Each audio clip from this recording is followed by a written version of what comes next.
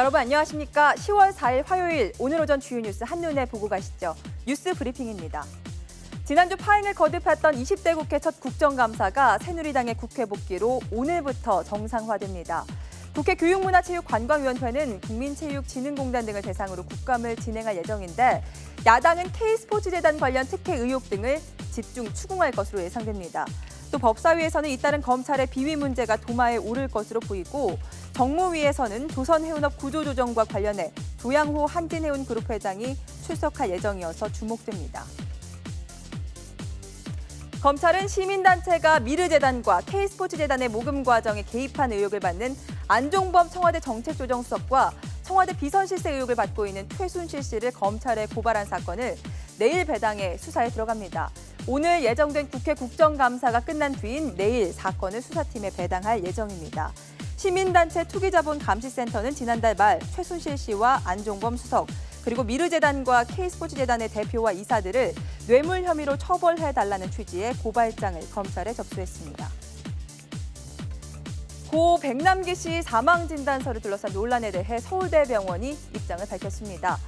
백남기 씨 주치의가 사망진단서에 직접 사인으로 심폐정지, 사망 종류로 병사를 적은 것은 진단서 작성 지침을 어긴 것이다.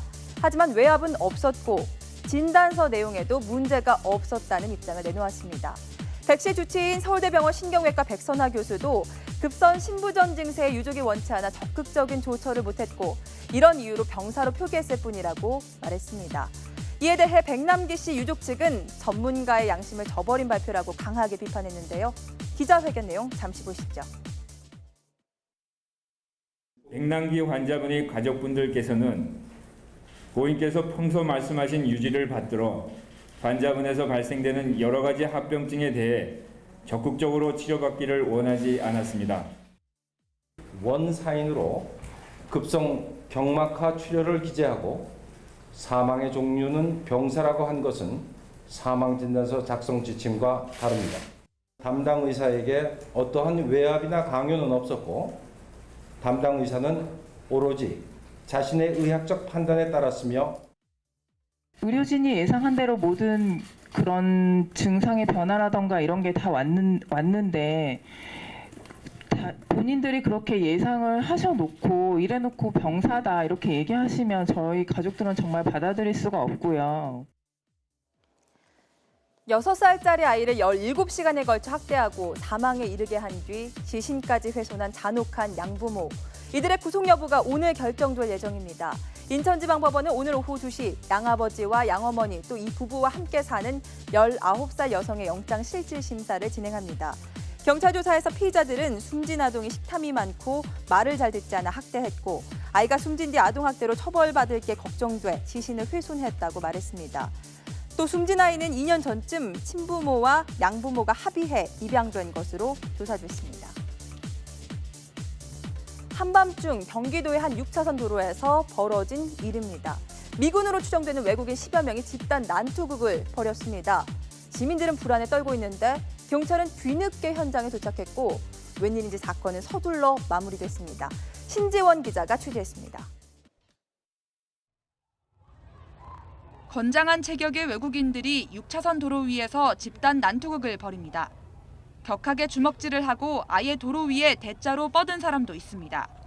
겁에 질린 행인들과 차량은 서둘러 자리를 피합니다.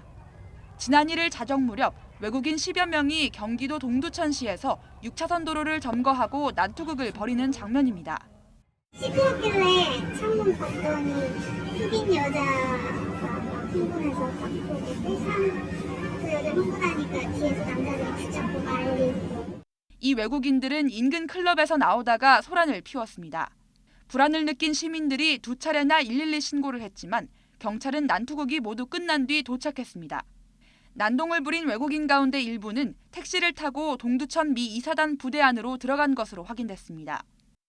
미군들이 싸움하는 것을 제가 기사인데 4명을 태우고 미 이사단 정문에 태워다 줬습니다. 12시경. 하지만 미 이사단 관계자는 관련 내용을 보고받은 게 없다고 밝혔습니다. 경찰도 현장에 갔을 때는 모두 사실을 감춘 뒤였다며 사건을 마무리했습니다. 현장에 갔을 때는 폭행이나 또 피해 같은 계획이 없어서 사건 처리를 하지 않았다. 그 순찰차를 거기다가 이제 세워놓고 약 한 20분간 그 걸적을 했어요. 현장 주변에는 미군 기지와 외국인 클럽이 있어 평소에도 비슷한 신고가 많은 편이지만 경찰은 별도 수사에 나서지는 않을 방침입니다. YTN 신지원입니다. 이재명 성남시장이 공직선거법 위반 혐의에 대한 조사를 받기 위해 잠시 뒤 검찰에 출석합니다. 피의자 신분으로 조사를 받습니다. 앞서 이 시장은 지난 2012년 대선과 2014년 총선 때 SNS 활동으로 불법 선거운동을 벌인 혐의로 보수단체로부터 고발당했죠. 이 시장은 앞서 두 차례 검찰의 출석 요구에 시정 일정을 이유로 모두 응하지 않았지만 국가 공무원임을 고려해 출석할 예정이라며 성남지청 앞에서 수사에 대한 입장을 발표하겠다고 밝혔습니다.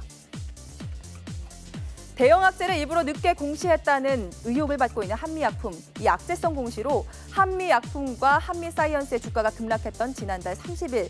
많은 투자자들이 손실을 봤지만 공매도로 차익을 챙긴 사람들도 있습니다. 이 공매도 세력은 한 주당 20%가 넘는 차익을 챙겼을 것으로 추정되고 있습니다. 한국거래소와 대신증권은 만약 한미약품 주식을 최고가에 팔고 최저가에 되샀다면 한 주당 15만 2천 원의 차익을 챙겨 23.24%의 수익률을 올렸을 것으로 추산했습니다. 공매도란 주식을 빌려 팔고 나서 주가가 하락하면 낮은 가격에 사 빌린 주식을 갚아 차익을 챙기는 투자 기법입니다.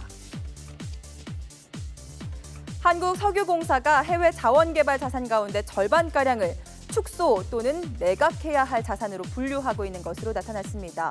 전체 157개 해외 자산 가운데 매각 청산 대상으로 삼은 사업이 74개에 달하지만 저유가 상황이라 제값을 받기 어려워 바로 매각하지는 않을 것으로 보인다고 더불어민주당 이훈 의원이 밝혔습니다. 네, 화요일 오전 주요 뉴스 전해드렸습니다. 자세한 소식이 궁금하시다면 바로 뒤에 이어지는 뉴스타워에서 확인하시죠.